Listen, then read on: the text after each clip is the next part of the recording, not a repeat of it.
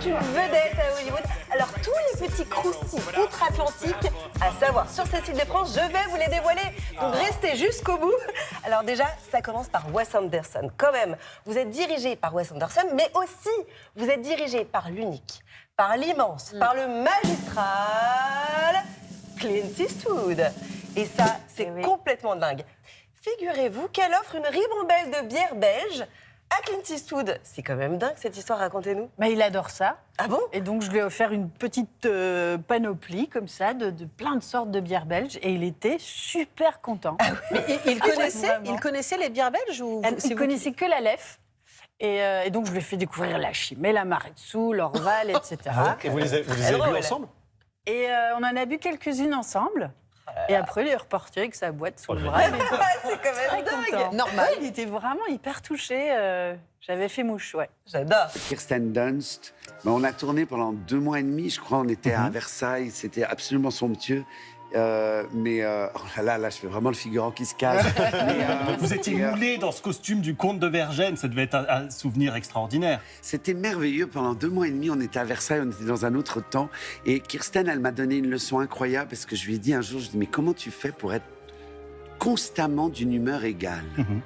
Et elle me dit, Guillaume, j'ai le premier rôle de ce film. Qu'est-ce que tu veux que je dise? Que j'ai mal à la tête? Oui. Je vais quand même pas faire la gueule, oui, c'était dit.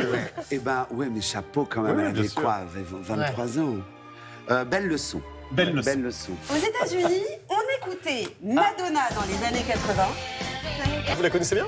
Mais bien évidemment, c'est moi qui l'ai ramenée en France. Eh oui, d'ailleurs. C'est vrai, elle a dansé avec vous. Non, elle n'a jamais dansé. Ça, c'est C'était une une rumeur. manière de la protéger. D'accord. C'est une légende urbaine. D'accord. Mais en fait, c'est moi qui l'ai ramenée en France la première fois.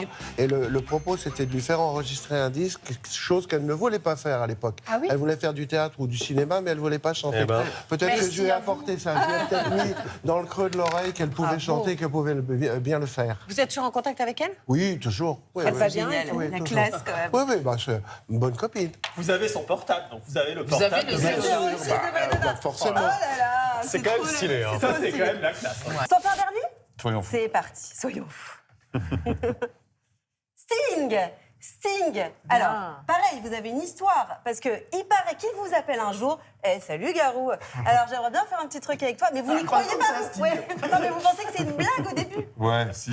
Parce C'est fou. qu'en plus, il y avait le numéro de téléphone de la maison, donc ça m'énervait un peu parce qu'il y a peu de gens qui ont ça. Donc ça sonne, j'étais bien couché dans mon hamac. Puis là, il me dit, ouais, c'est Sting. Puis là, hyper classe, il dit, t'as pas de chanson encore parce que c'était en 99, donc je venais de faire Notre-Dame, mais j'avais pas d'album. Il dit, donc j'aurais bien chanté une de tes chansons, mais t'en as pas, donc choisis dans les miennes. Prends ce que mais tu veux. c'est fou. Ah, c'est fou. La super classe. Puis là, j'ai dit, désolé, est-ce que je peux vous rappeler? Puis je me disais, c'est une radio, et s'il me donne un numéro de téléphone de Montréal, je vais me dire que c'était une grosse blague. Finalement, il me donne un numéro italien et tout. Je rappelle au bout de 10 minutes. J'attends avant de rappeler. Et c'est ça, je rappelle, puis C'était vraiment lui. je choisis. C'était vraiment lui. On enchaîne avec une autre personnalité américaine aussi. Hi, I'm Quincy Jones. Ouais. Il a quel âge là? Il a 12 ans. Ouais, peut-être. Alors, c'est vrai que là, il est un petit peu plus âgé. Ouais. Oh, elle est magnifique, cette photo. Et alors, j'adore. J'ai plein de photos avec lui qui sont complètement dingues. Donc, c'est le trompettiste jazz extraordinaire du monde entier, enfin, que tout le monde connaît. Producteur Il vous de a Michael composé Jackson. quand même 3 titres sur votre album. Il a réalisé 3 titres, parce que Il a réalisé c'était 3 titres. déjà des titres existants, c'était Ouais. des reprises.